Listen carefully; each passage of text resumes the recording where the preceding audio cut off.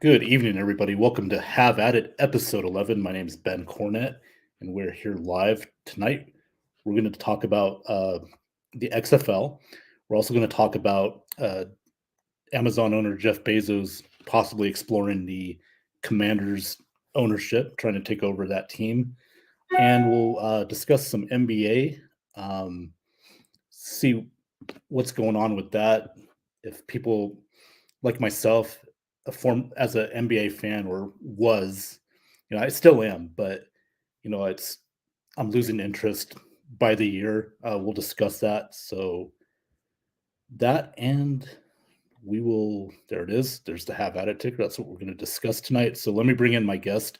First off, he is one of my co-hosts on the NFL edition every Thursday nights, Mr. Johnny Dean. Johnny, welcome to the show, man. How you doing? Hey guys, how you doing? Great. And our other host on the NFL edition every Thursday nights, he's with us tonight as well, Mr. Alec Schomber. Alec, how you doing tonight, man? Hanging in there. All right, man. Good stuff.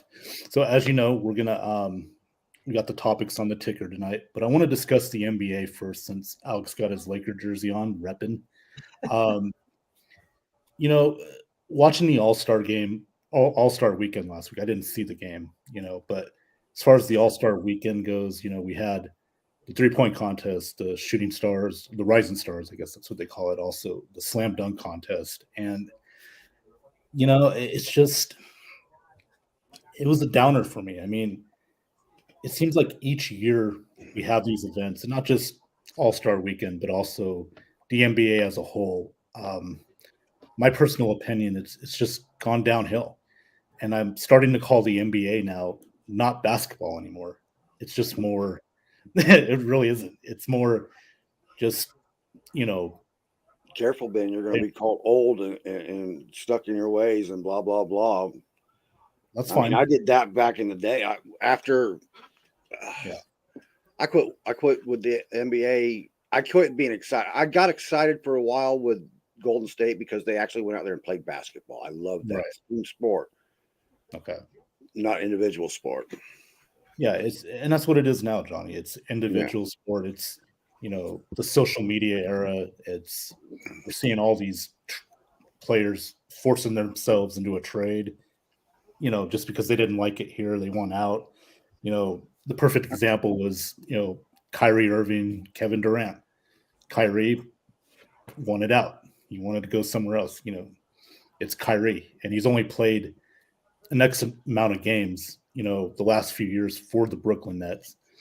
And, Kevin Durant, he saw the writing on the wall as well. He forced himself out of Brooklyn. Now he's with the Phoenix Suns. He will be playing as soon as his knee injury clears up. So, Alec, I mean, has the NBA, have you kind of lost interest in the NBA as of late, or are you still trying to watch it on a regular basis?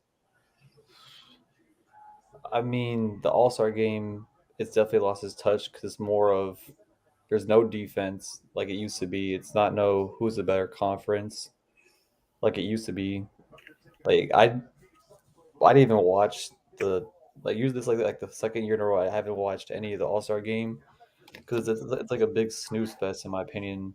It's just like if you watched, I mean, I've seen highlights of it where it was just literally everybody else on the other side of the court just standing there and then seeing two people going one on one. It's like why even watch it anymore? It's more so of I guess that's this new generation. It's kind of terrible in my opinion. Even the NBA as itself, you see all these people forming super teams, which is like that's why like the only player I respect in the NBA now is Damian Lillard because he stayed Mhm. with his team since day one. They didn't need a super team. Granted, he hasn't won a finals at all, but it's just like that's what the NBA should be like. Staying with that team through whatever it goes through instead of jumping from team to team. Like Kevin Durant, I will never respect him. LeBron, I will never respect him. They're the two biggest bozos in the NBA because if in my opinion, if it wasn't for LeBron going to Miami, he wouldn't have a ring there. and then he goes to Cleveland because he needs help, like he always does. Got a ring there, and then Yeah. what does he do? Go to LA, and then what does he do to us? Ruins draft picks that we could have had for our future, trades our future for Mhm. one ring Yeah. because he needs help. It's just like back then, it's like it was team play. Like Johnny said, like the Warriors, they're a team. They play team basketball, and it's just dying. It's like everybody's just forming a team and just trying to turn into a who can shoot better or who can add on to their stat list. At this point, it's just like it's unbearable. I mean, I still watch it as I watch my team, but as a whole, it's dying slowly but surely. Is dying. And but Well, Adam Alex, that's why Silver plays I wanted to talk to you about it first because out of all of us, and I hate to say it, but you're the youngest guy out of the three here tonight. So you're sort of in that 2000s, growing up in the 2000s era, 2010s. I mean, I've been 20. watching it since 1998. Okay, That yeah, long? I'm Yeah. sorry. That's like, oh. I mean, obviously you guys watched it longer, but still, yeah. it's like But I mean, I would prefer the 2000s. I have an over- idea how to fix it. okay, Johnny, why don't we talk about that? How would you fix? You saw the All-Star weekend, right? Yeah, No, We might as well have called that the Street Ball and YouTube Star weekend because they were the highlights of the weekend, right? The Yeah. slam dunk was won by the YouTube guy, yeah, right? yeah. And there's a lot of the street ball people out there. Mhm. Everybody knows that street ball is exciting. If ESPN would go ahead and put some street ball tournaments out there in competition with NBA, you would gradually, it wouldn't be a big jump right away, but you'd see a lot of people getting interested in the street ball tournaments. Yeah. No, I mean, no, they that's used to play those. Remember, the ESPN used to have street ball tournaments on all the time. well, yeah, they had the N1 mixtape as well. That was another thing. And just like it used to be. if the NBA guys are willing to just sit back and let the street ball and the YouTube stars take over their all-star, well, then make them wake them up, start using them, start programming that. You know the main cause of that all of it is? Adam Silver. I Ego hate to and say it, money. He's a cancer It's to the whole biggest organization. cause is money Yeah. because you're getting these guys aren't going to go out there and play a game wholeheartedly for a tenth of what they make for a regular season game. They're just not. Right. Well, yeah, and that's the other thing. Because the original stipulations for that was it was East versus West, and it was like whoever won that got the home court advantage in the finals. It was something to play for. Like that's what I actually look forward to in the All-Star game. That was what it's supposed to be: East versus West. Now you got Right. two players. It's always gonna be freaking LeBron every time because they suck him up every damn year. But it's always two players picking different conferences, and it's just turning into a big clusterfuck of a game.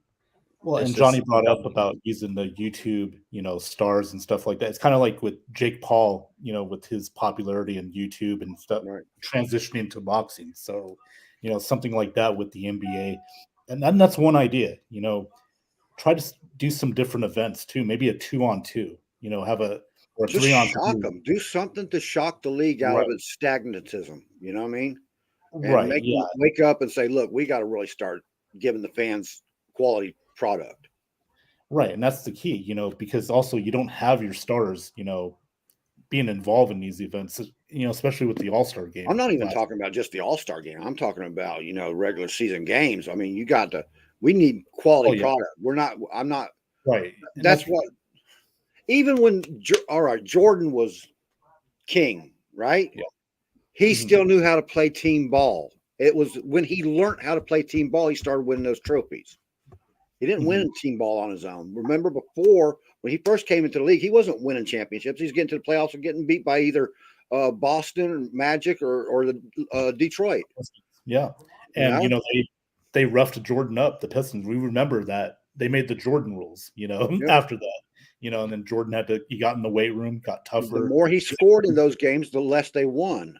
Right. And and when you put it all on Jordan, he wasn't carrying it. Got Scottie Pippen, Horace Grant, and those guys in. But I mean, and Johnny, we're going to go back all the way back to a time where in the late 70s, the NBA was dying. Like they were having the finals on tape delays, and then came along Magic. Well, it and was like that because they didn't have it was just growing. It wasn't dying. It was just then growing when the Magic and Bird right. That's what I mean. showdowns But came before out. You know, Magic and Bird came along, it was dying. I mean, TV ratings were just yeah, they raised it up. Yep. and they had to have a rivalry. Yeah, they needed that Magic and Bird, that Lakers Celtic, that to bring back viewers. And right now, you're not going to get that anymore. Maybe that's what it takes for the NBA to try to get back. We need that rivalry. Lock down that free agency, then quit letting players choose their teams, because that's the only way you're going to get a true rivalry, is to have this guy here solidified with the Lakers, and this guy with Boston or Detroit or Georgia or wherever the hell, you know, and have a true rivalry set up. But you're not going to get it with these guys today because their egos won't allow that shit. Well, and plus they want to play with their friends. You know, they want to, rather than the true competition that we see in the NFL and stuff. We don't see that in the NBA right now. And like I said, I'm all ears for any suggestions, because my suggestion is we need the next collective bargaining agreement that the NBA really needs to crack take down control of the league. Right. And I feel like Adam Silver he's too player friendly when it comes to, he allows the players to have that empowerment, which is good and bad. You're seeing the bad now because of all these trades. All about money, though, man. It's all about money. You can't turn down the Nike endorsements and all the endorsements and the commercial ads and this and that anymore when they're targeting certain players. You know what I mean? Right. That's what screws it all up. You can't have it like that, man. And then expect to go back to good basketball. That's what I call it. I mean, because good basketball to me is street ball. We have a big court over here across the street from here, and I sit in my window, man, during the season when they're out there. They have tournament games out there, street ball tournaments. It's great basketball. That's great to watch, man. Oh yeah, absolutely. I might actually take some film out next year. I'll have to talk to them and let them see if they'll let me record some of that shit for my shows. But yeah, why not? I mean, it is fun, like it is. That's why I love college basketball more, Johnny, because that atmosphere, that environment, we got a 5'6" girl over here that can dunk, dude. She's slamming on that shit. I'm like, holy shit, that girl is. Yeah, it's a lot of fun. I mean, and that's what they need to do. They need to bring back the what made it fun for them to play to begin with. When you were a little kid. That energy, that energy. We don't see that as much anymore in the NBA, in my opinion. If you're signing these guaranteed $100 million contracts, fully guaranteed, and you know that you don't have to play your best. You're not playing to win. You're playing for your money. That's it. You know? And the other thing is load management that comes into play. Players taking a few games off here and there. If I'm a kid, I want to go see an NBA game. Mom and dad are saving all this money to go buy a ticket to see that particular player, right? And he sits out, and that's the game he decides. Okay, night off. You're doing a disservice to the fans as well. So the NBA's got a lot to fix here. See, we didn't have to worry about that with Bird. Bird would go out there with a broken back and play. We saw it happen. We saw it happen. He was out there on a stretcher, and when he'd come back in, play a period, and then go back on the stretcher for a while. Right? He would always lay on the floor during the later part of his career. He had to lay down because he couldn't stand up or sit straight. So.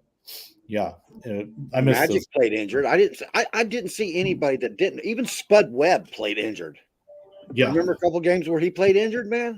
Oh yeah, anybody that played Bill Laimbeer was going to get injured. You know?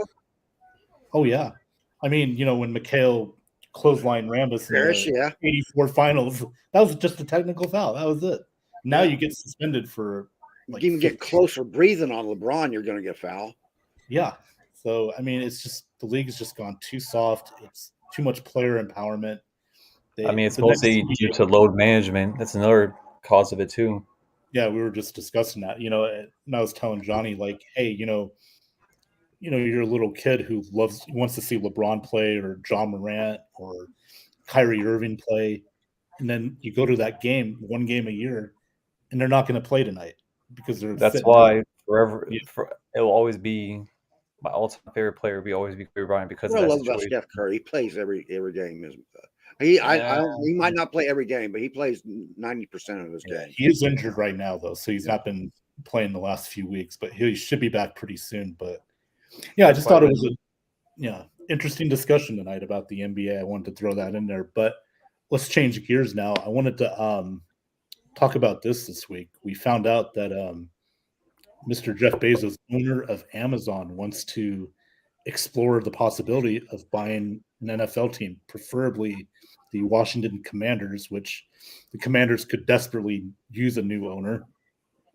Their one now is, been a disgrace and has really affected the team, both on the field and off the field.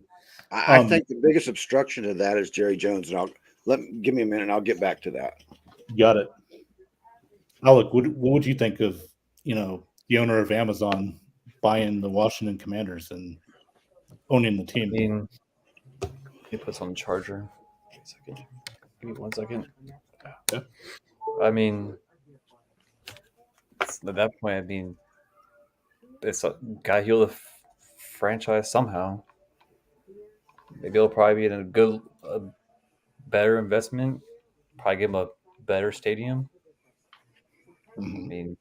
I mean, he's probably a better memorial for Sean Taylor. Yeah, Something. Yeah. Well, yeah, I mean, but it's the guy that owns Amazon, and plus he's got Thursday Night Football on Amazon. So, then you got to wonder could that be a possible conflict of interest?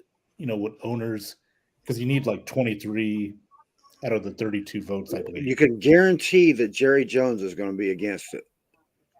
And all right, because Jerry Jones's ego won't have another guy in the room with more money than him. With more influence and power than him. Jeff Bezos is a very influential, and that's the other side of the coin. He is very influential and powerful. So if anybody can power through that vote and get a team, it would probably be him or Branson, maybe. Let's get a British guy in here to buy a team. NFL's been wanting to expand that European NFL. Get a British guy to buy a team and let's see what happens. Well, we already got the Glazers, but Yeah, well, they own a Manchester United as well. But no, I think it would be good for the league, not just for the Commanders. They need it badly. But I think for the league, like you said, Johnny, it could be a guy that's a little more influential than Jerry Jones, could finally maybe. I would just love to see that, just to watch Jerry Jones turn red in the face, man. But see, Jerry Jones is just one of 32 owners. I know. But the old boy network in the NFL too. So he's got influence with the other owners. So it would take somebody like Bezos or Branson or some mega wealthy guy to get in there and win over those influences, because Jerry Jones is old family in the NFL, you know what I mean? Right. But I think it'd be very interesting because, again, the influence that Bezos would have, the opportunities for the NFL to, extend, like partnerships and branding. NFL's great at that. They're the best branding professional sports franchise. I think there's more to it too, because with Snyder willing to sell to Bezos, he might have his own ideas of who he can influence if he sells a team to somebody that maybe he has some influence with or some pull with himself, so that he can keep his little fingernails in there and shit, And I don't think Bezos is that type of guy. If he buys a team, it's his team. You know what I mean? Yeah, and I could see Snyder being devious enough to be like, okay, you know what? I still want to be involved just a little bit. I'm going to give it to you. I'm going to sell it to you, but there's going to be some conditions in that, right? So I don't know. It's interesting. Alec, can you respond to that? Do you have any? No. Okay. All right. Well, let's talk about the XFL here. They started the relaunch last weekend. This is the third time they're doing this. As you know, in 2020, it cut short because of the pandemic. The world shut down, so they have brought it back here for 2023. Starting with you, Johnny, what'd you think of the overall this weekend of the XFL so far? I know they're in your town. I hated the Vipers uniforms. It just looked too blah. It was like they went from them green uniforms, which I actually liked, Mhm. with the reptilian skin like on them, shit. They looked good.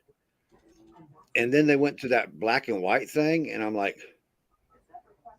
and Well, it's okay, got some red in it. I'm discussing uniforms when we should be talking about gameplay, but No, we that's only got okay. to see 1.5 games. I can't really tell. I liked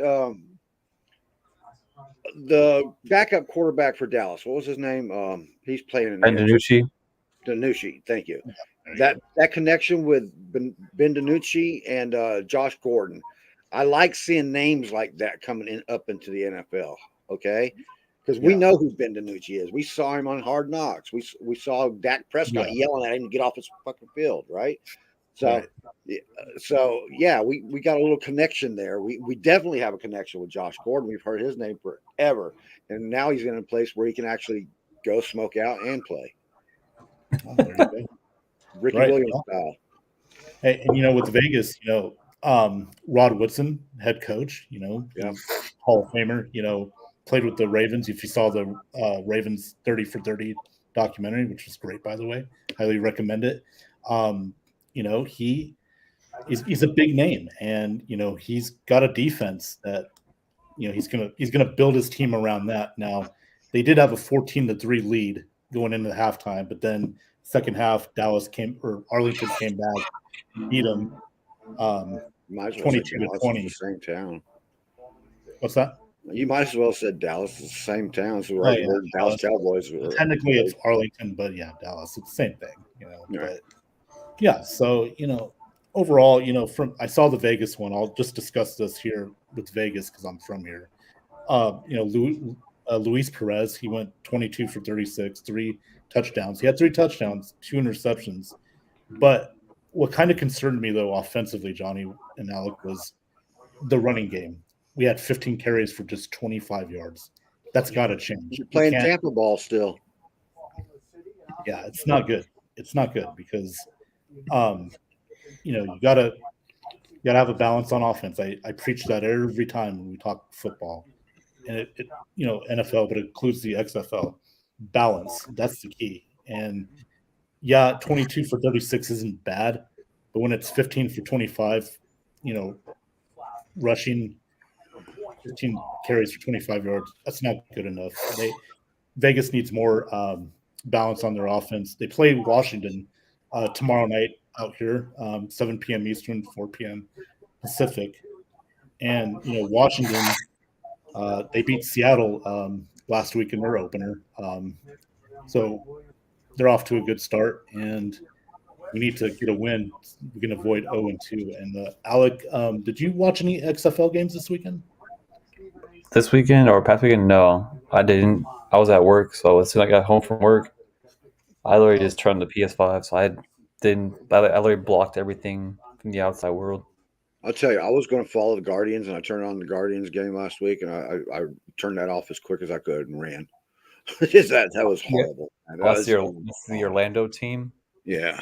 Yeah, that team is They shit. lost 33-12 to the Houston. There's no other Florida teams to follow there, so I'm phasing around. Yeah, I don't once want to they- jump on the front runners. The St. Louis right now is the front runners. Yeah, they're 2-0. They played Seattle last night.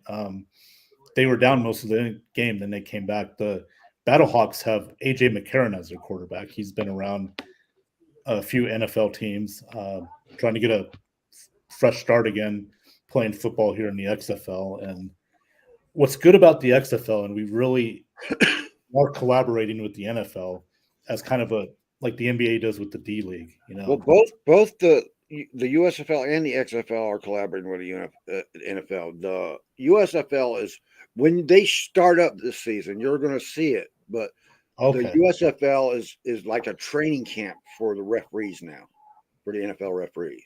Oh, okay. Okay. Well, that's good. That's good. So there's And going we to be need that.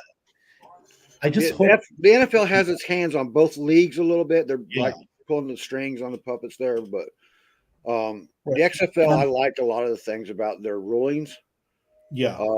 especially their onside kick thing, where Yeah. you can take the opportunity. And we saw that score. We saw a score from it this week Right. too. So that's pretty cool. I like that.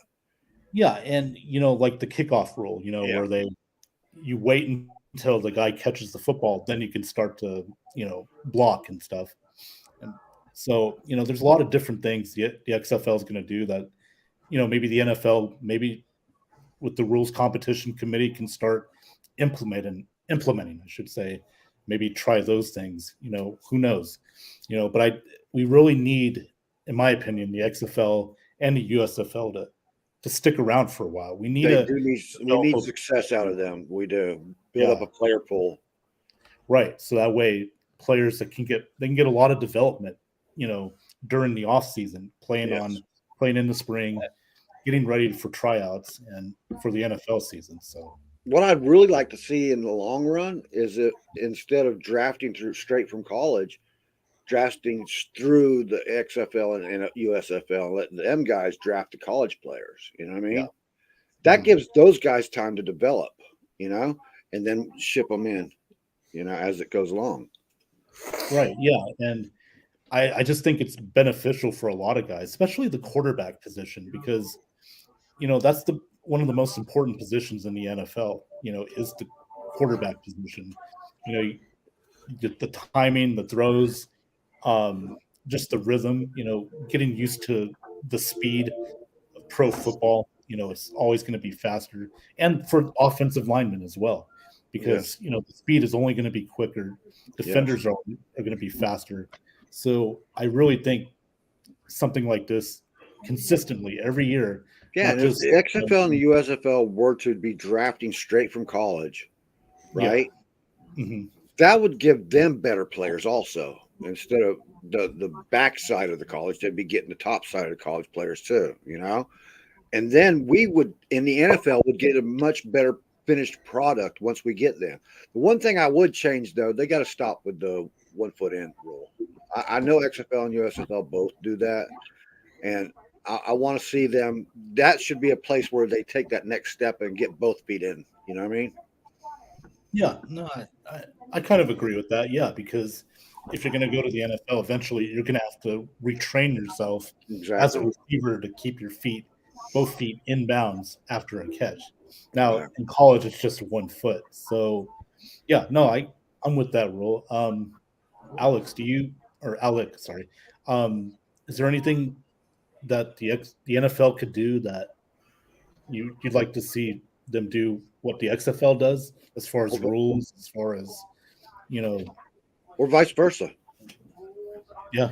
Well, I mean, judging how I haven't really seen a XFL game yet, it kind of defeats that purpose. Only thing I've seen XFL do is their kickoff return, or where they just run the ball instead of like having to do like a punt return. Yeah, that's kind of cool in a way because it kind of like alleviates punters getting like you get a penalty for hitting the punt running into the punter for whatever reason. right. But, I mean, I haven't really seen a full I mean, I'll be able to watch them this weekend, but I haven't been able to watch like an actual XFL game this year to kind of dissect that. I think both leagues need to do something to pump up the excitement to watch the game. I don't know what it is, but there's something. The play is good. I like watching the game itself, but there's something missing from. It might be in the announcer's booth, and I thought the announcing was okay.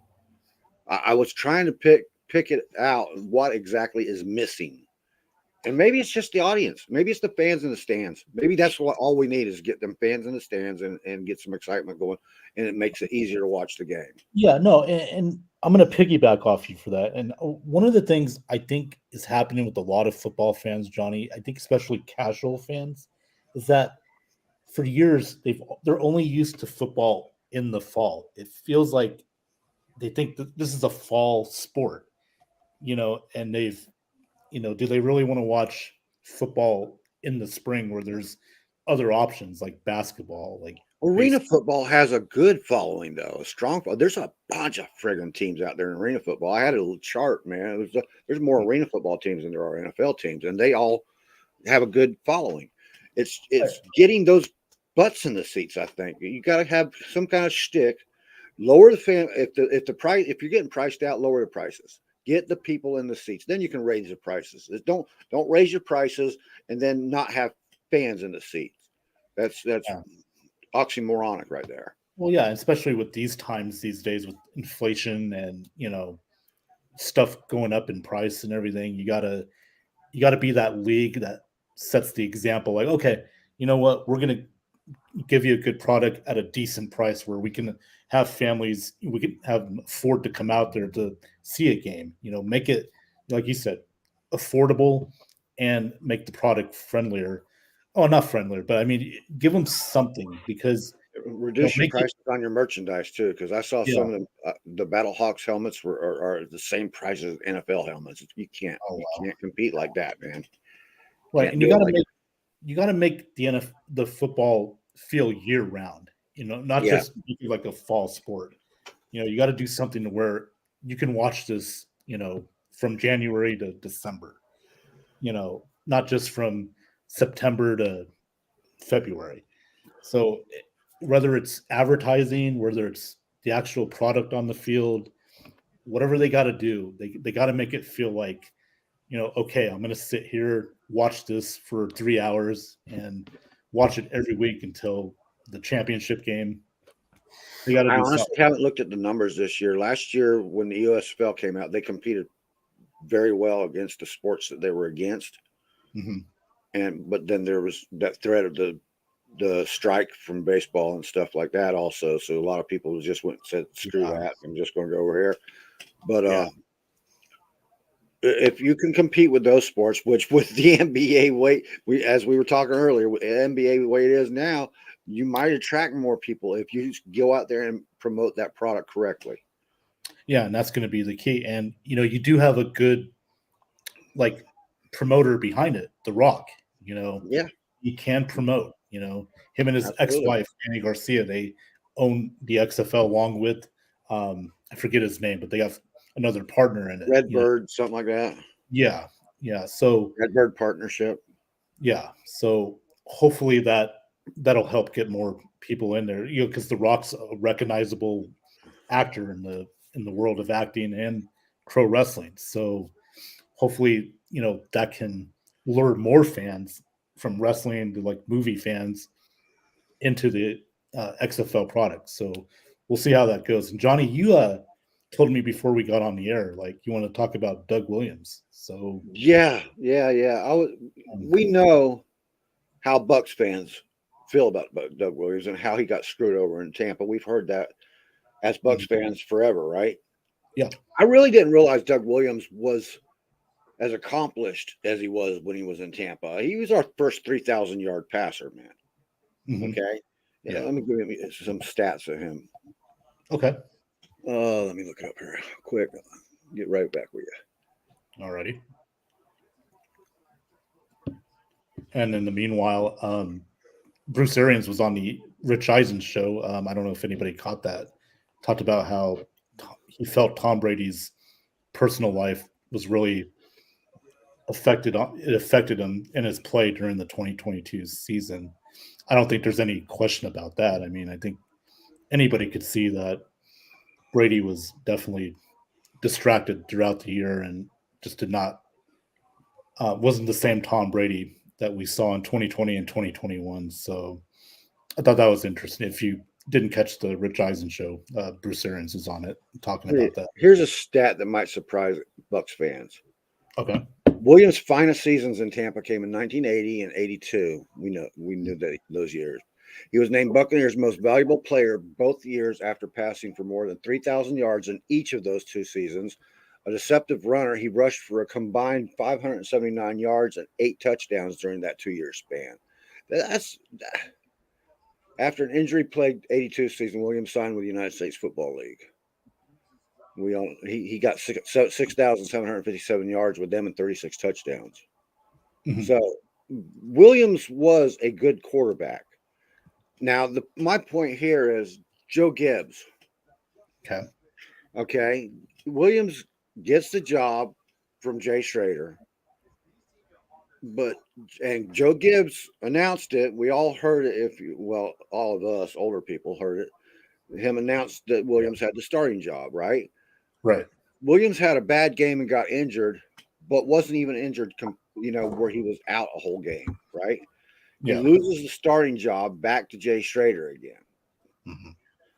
Jay Schrader, and everybody saw the press conference at that time with Doug Williams where he was like, I don't know what the hell's going on, Right. Yeah. And then Gibbs coming out and talking about, well, I never promised nobody a job, blah, blah, blah. That ain't how it's done. That actually was how it was supposed to be back then, Yeah. So the Vikings game where Schrader gets hurt, Williams comes in and rescues that game because they were fixing to lose it, Mhm. Then he goes on, he wins the Super Bowl, beat the Eagles. Oh, well, that was with the Bucks. Remember, we did beat the Eagles to go on in the divisional round to go on to play at our Championship game with against the Rams. Yeah. Yep. Yeah. So I just love saying that to Eagles fans. We did beat you again. You're just like a stepping stone for us. I still think Robbie Barber closing down the vet was the greatest play in Bucks history. I mean, well, at that time, man, after coming off a 11 season and going into that like that, that was the greatest for me, man. I mean, just to crush their hopes like that, and we crushed them. It was like a big deal. We stomped their butts. And weren't we like a play or two away from beating the Rams in the? Yeah, that was a completely defensive battle, 100%. It was their fearsome foursome against our Orange Crush, man. And their offense just had a little bit more firepower than we had at the time. How ironic that 1999 was kind of the same as 1979, where we had the dominant defense. Yeah. We just didn't have an offense. Exactly. We held the Rams to what, 11 points? Yeah. 11-8. I mean, it was 11-9. Yeah, I mean, that one bothers me the most. Like, because I hate the Rams because of that game. Because I wasn't a fan until 1997. But then 99 came along. We had Warren Sapp, Derek Burke. We had the whole crew, Lynch and everybody. But we just didn't have an offense. We didn't have, we had Allstott. That was good. We had work done. That was fine. But good offensive line, we just could not score. We just, for some reason, the end zone was kind of like this year. At that time with Doug Williams, that was the greatest turnaround in NFL history at that time. From worst to first team. Yeah. Okay. Since then, I think we're ranked like 4th or 5th in the greatest turnarounds now. Yeah. Because teams get on board faster. Teams aren't built the way we had to build our team. Injured reserve guys and stuff like that. Because that's all we got. We were offered injured reserve guys and people that were getting cut from the teams to build our team with. And then Seattle come out right after us. They got their whole design was completely different than what we got, Right. So the Bucks were kind of hamstrung from the very first day as far as team building, and then we had ownership that didn't want to build a team in the first place. Oh yes, Hugh Cloverhouse. He offered Doug Williams $350,000. Doug Williams was looking at $650,000. That's all he was asking for his starting quarterback role, right? Yeah. Hugh Cloverhouse offered him $350,000 to take the job and wouldn't budge on it, or maybe it was $400,000. Maybe $400,000. Yeah. And Doug even came down to $600,000. And he still wouldn't budge. Doug Williams was the 51st highest paid player at starting position. 51st, not 30th, not the 30th ranked quarterback in pay, the 51st. That's ridiculous. Now, saying all of that, through all the trials and tribulations, Doug Williams was the first black quarterback, and one day that's going to change to where we just say the first Grambling State quarterback or something like that. Right. You know, Yeah, which it should be. I mean, it should honestly be because he's just a quarterback. That's how Yeah. you go. But he was the first of black quarterback to win a Super Bowl, to play in Yeah. a Super Bowl, and one of them. Yep. and that's got to count for something. His numbers on the field were pretty friggin' good, man, for the time. Yeah, but from a historical standpoint, you're right, because it should count that for a lot. era. You know, I know I don't like to look at it that way. I always look at just quarterbacks, but You there can't is a though. You right, gotta go there's by the historical current eras. that, because the 80s, it was just a different time, Right. different era, especially for Doug.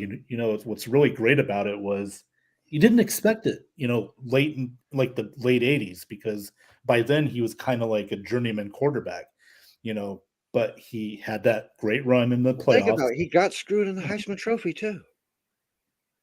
Okay. I didn't know You know? that part. Yeah. He told the coach his coach, high school coach, college coach was trying to get him the Heisman with a few more yards. He only needed like 30 yards, I think, or something like that to break the record at the time and be a shoe-in at a Heisman. Well, there was no such thing as shoe-in, but you know what I mean. Right. But Doug told him, no, we're going to run a screenplay here because they're going to be playing pass. They did. They dropped all their defenders into the end zone. They didn't rush anybody, and the screenplay worked. They ran a play in, out play, and won the game. Yeah. Now, he was still talked about as probably being the best quarterback at the time in college then, right? Mhm. But he didn't get the Heisman Trophy. He was completely overlooked for it. He wasn't even nominated, which was ridiculous. Yeah, I mean, and again, like you said, I don't doubt there was a racial bias there that played part of that. Also, Grambling State, it was, in the SWAC, it was a lower conference. I mean, I'm not trying to be insulting, but compared to the big times, the Big 12s, the Big 10s, the Pac 12, Well, it's a historically black college, and that's what they were looking at, in period. And that's been a problem with a lot of these historically black colleges. Did you watch the historically black college combine this week? I haven't. No, I have not. Is it on man, NFL there's some good players coming out of there. We're gonna have to keep an eye on, man. Okay. Not only that, I'm going to say it right here on your show. I have been that guy who's been opposed to Doug Williams just because of numbers getting into the Hall of Fame. Okay, I think that needs to change. I think it's been long enough. He can go in as he was never going to be a first ballot Hall of Famer. I would never have voted him as a first ballot Hall of Famer. Okay, it's been long enough. The eras have changed. The statistics for him in that era hold up for him to be in the Hall of Fame. Not to mention all the firsts that he's accomplished. Okay? That there has to be a place in the Hall of Fame for Doug Williams. There honestly has to be. And Johnny, and that's the big problem too with the Hall of Fame nowadays, because we have changed also. We've gone from 16 games to 17 games. So those stats are going to be inflated a little bit because you got that extra game. And the rules have changed over the years. Defensive rules have changed over the last 10, 15 years. It was a different era. You got to just think about it. He was facing the fearsome foursome. Remember the fearsome foursome? Right. They're still considered one of the best defensive lines of all time, right? Yeah. That's who Doug was playing against, man. Those guys, the fearsome foursome, the Doomsday Defense, the Monsters of the Midway, the Purple People Eaters, right? Purple People Eaters, and on and on and on, man. And the real Steel Curtain. Yeah. Oh yeah. And that, because again, you got to judge it by that specific era, and I think that's the main problem with Hall of Fame voters is I think they're looking at it a little too much into the now, because like you said, the numbers because Tom Brady. Nobody's ever. I don't think ever going to I'm reach. guilty of Tom it. I've Brady. done it. I've done it myself. Yeah, I don't think anybody, maybe in your lifetime, is going to ever reach Tom Brady's passing yard record. No. I don't see it happening. Thanks for but- pointing out it's in my lifetime. Okay, so- That's a short window, bud. all right. All right. Sorry. Now, you like Alec. Sorry. Are you still there, Mr. Schomburg? Oh, I was listening to the conversation. Okay. Okay. I mean, any thoughts on? Did you watch any film of like old Buccaneers, like from the '80s and early '90s? I mean, from time to time here and there, yeah. Okay. Okay. Anything particular stick out to you? I mean, let's say before our first Super Bowl team, did anything stick out to you like you remember? Oh, you meant before that Super Bowl run, the first one? Yeah, in 2002. Oh, I didn't watch any of that stuff. I watched Okay. post after the first one. After the first one? Okay. All right. Fair I enough. know Johnny's giving me the shrug of shame. I know I should be No, doing it's not better. a shame thing. It's just I see it with a lot of young people, man. You guys don't have the attention. mean, if I span to had watch some- any of the old tape and stuff. If I had like a place to look it up, then yeah, but It's YouTube called doesn't really YouTube. help me out as much. It's called YouTube. Alan. Yeah, I think I've sent it out a bunch of times. I know I've sent a bunch of Leroy Selman tape out. If you think he wasn't a monster, then think again, buddy. He was triple teamed a lot on the edge. They would move people out of the center of the line to block him on the edge, dude. Yeah, and he played what? Defensive end, defensive linebacker, I think. Even Outside played linebacker, linebacker. defensive end, edge, and that's where I got into that big thing with Alec the other day about it's the defensive end and outside linebacker and an edge rusher are all basically the same person. They stand in different stances. Right, Leroy- and that's what Todd Bowles likes about his defense. He wants that outside linebacker to be more like a defensive end, play those two Yes. positions at once because of the Why- speed. That's why Barrett is so valuable to the team because he does it so damn well. People don't realize how good Barrett is, man. They really don't. Well, yeah, because and look how it affected our play when he got hurt. Yeah, Now 100%. you have to rely on JT S. Again, hopefully he can develop and become a better edge They were rusher. looking for him to become the next JPP, and they put a little bit too much on his table, I think, for that because he's not JPP. Yeah, I hope he turns out well. I really do. I mean, this is what his third year, going into his third year now. Yeah. It's time. It's about Well, time. they like from his first year to last year, they put a lot more on his plate last year Yeah, in that JPP role. They Right. dropped him back in pass coverage a lot. They're trying to play him the outside linebacker position, yeah. and he's not JPP.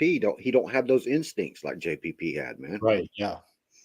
Yeah. I mean, and that's the amazing part about JPP was that even with the accident and stuff, with the hands, I mean, the guy still, it's like he didn't miss a beat. It's like he sort of got better, and I think I'll give Jason Light credit. That was one of the I think best. he has many saves. interceptions at that position as Watts. I'm not sure. I have to look the stats up, but every time you've seen JPP out there, man, you knew the ball was going to hit his hands.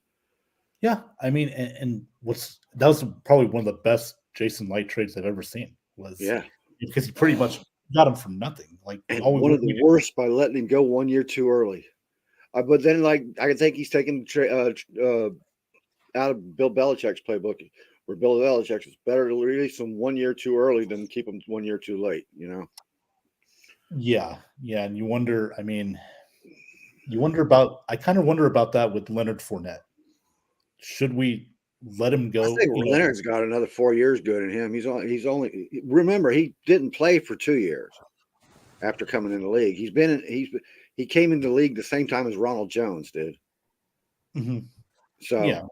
So with that time off, his legs haven't been beaten down yet. No, I think I worry more about his from the neck up, the mental part of it. You know, he got the As ring. in attitude or what? Because he hits the attitude. holes. He knows the playbook really well, dude. Yeah, maybe it's just the attitude. You know, maybe it's not as because he came in overweight. You know, for training camp. It's not. I'd rather be honestly. I'd rather him come in overweight at a running back position, especially a power running back, than underweight every day. Because underweight, you're not going to. You can't hit. You can slide through the holes, but if you're not made that way, you're going to take a pounding. And I'd rather him not take a pounding. I'd rather him be a little bit overweight, a little bit heavy, and be able to absorb that pounding. Yeah, but it's just I felt like the Bucks. They felt like that was like. Well, you know, this maybe year, it wasn't you the cross same. this year off your books, man, because this year Yeah. they focused no. on pass protection, and there was no run blocking going on out there except over on Donovan's side. And Wirfs could come in and help out with the run blocking, but he's not specifically a good run blocker. He's a good run blocker. He's not like Yeah. Donovan Smith is specialized at run blocking, and Right, that's and why that's people. something he is good at. Yeah. That's why You they know. don't like him, and people get mad at him because he's always in pass protection. I mean, when Brady was back there, it's constant pass protection. Oh yeah, but you also had Gronk who would be right next to him in pass protection to help him block that. You know, those Yeah, edge rushers. I thought we had better tight ends than that, but they didn't. I don't think they used them that well. We had a good fullback on the team that they didn't use really well.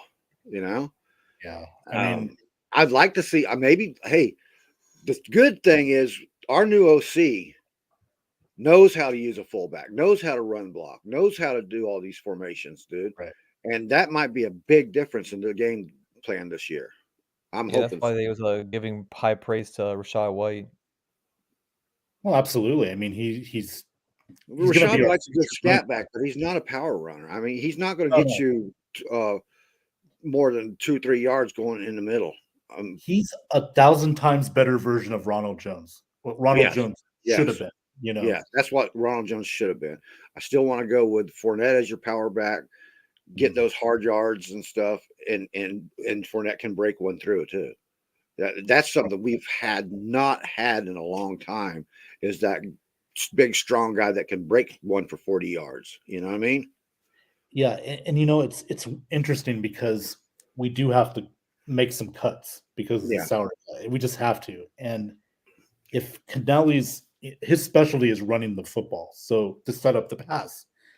Now you got big contracts like a Donovan Smith, like a Leonard Fournette.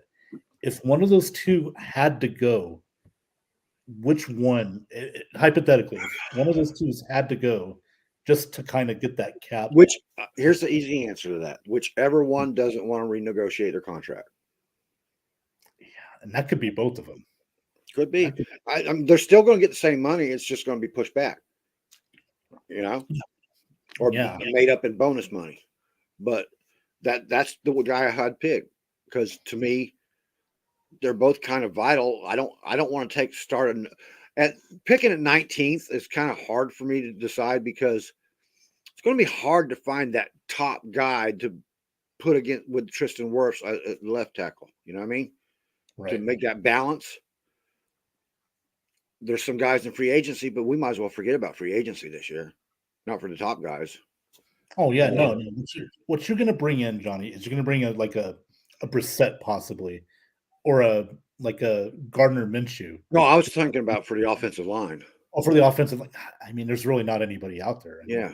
Yeah. Although there's some free agents out there that might be moving, but there's one very interesting guy with San Francisco right now. I'm kind of watching for. Oh, okay. That I kind of like that. I like where you're going with that. Now, if we could make a trade for Donovan, but he's a complete free agent this year, so there's no trade work to talk about unless we put him on a minimum franchise, like the non-exclusive franchise, and then make a trade offer with him on non-exclusive or something. But other than that, I don't see a lot of instant plug and plays to put in Donovan's place. Look how long it took these guys last year, the new guys last year, to learn the system. We don't always get a Marpet or a Kappa or a Tristan Wirfs, you know? And that's the problem, Johnny, is that you can't just pick one off a tree and say, okay, we can replace Donovan Smith. You can't do it. And I know trust me, I'm one of those guys. I get frustrated at times too, but the some Bucks fans have to really, they gotta Temper their expectations. temper it. Yeah, because like I said, you gotta knowing that position, you can't just replace that position overnight. It just isn't gonna happen. You saw why this year when he had to move all those parts around, and it was a real struggle, So we'll see what happens there. We're gonna wrap this one up, but a pretty good episode tonight. I want to thank Johnny and Alec for coming on with me. Alec, any last words before we take off? No, I don't have any last words on that one. All right. I mean, you were very informative tonight. I appreciate your high energy. He was I wish- going good on baseball, man. We should go out. Go ahead and go back to baseball for him. Well, we're gonna do that. I can't do that till next week. Yeah, we're gonna Next do that. I still gotta go through the spring training because the Cardinals do play a game tomorrow at 1:00, and I'm definitely gonna be tuned in for that one to see my Redbirds beat the There you go. ever-living snot out of the other team, the freaking Nationals. How did it feel last night, Johnny? I mean, it had to feel like ugh for 5-10 minutes. It was You're like, cringeworthy. It was cringeworthy. we're like- we had our good friends on Oh, there. by the way, Ben, But I'll tell you, when everybody started talking about the steroid days, Bonds and Sosa, then I can get interested because then it was exciting. Baseball was exciting then. Okay, since waiting for a no hitter is like waiting at a dentist's office. I can't do it, man. Just all right. We'll agree to disagree on that, but yeah, I know what you're saying though. I mean, it saved baseball. Sammy Sosa, Mark McGwire, Barry Bonds, they saved baseball because it was going downhill after the strike. They needed that. I don't like the hypocrisy of Bud Selig, the former owner, Nah, it ruined it, but yet you encouraged it because you needed to save your 100%. product. So, yeah. Not to mention the barbiturates that was always in the locker room too. They probably still are. Not maybe more undercover than it used to be, but I guarantee you they're still there. Yeah, I'm sure there's always going to be some cheating of some kind in not just baseball, but any sport you see around. There's always going to be something. Well, football was loaded with the pain meds and stuff, dude. Oh, just ask Randy Grimes; he'll tell you all about it, bud. How about Lyle Alzado? Oh, steroid. Huh. Hey, Ben, by the way, now can you imagine him in the WWE? Oh, well, he fought Muhammad Ali. Remember him against Benoit? Lyle Alzado against Benoit. Well, he boxed who was it? Muhammad Ali, right? He boxed Muhammad Ali in Denver in the late 70s as charity celebrity. Yeah, that was a charity event. Yeah. So that was kind of like a joke. It was a soft. Yeah, I didn't hear you. Alec, I'm sorry. Did you had something to say, right? Oh, Jordan Walker plays the game tomorrow too. So the Cardinals game is the reason why I'm gonna be tuned in because Jordan Walker is gonna be fourth on the lineup. Nice. Is he on steroids? No, he's gonna be the Cardinal future Hall of Famer down the road. Remember that best name, best player in our farm system. Okay. No, it's good. He's actually getting a contract this year too. Yeah, absolutely. And because they said that if he does good in the spring training, they can guarantee him a contract for this season to be. I might even watch Major League this weekend. I got the DVD. I might even put the movie Major League in just to get excited. You know how great a movie that. You had to have seen that movie before, you do that like I do with Draft Day. Draft Day, huh? Well, we got to do like a show on your entertainment show. Discuss the whole movie.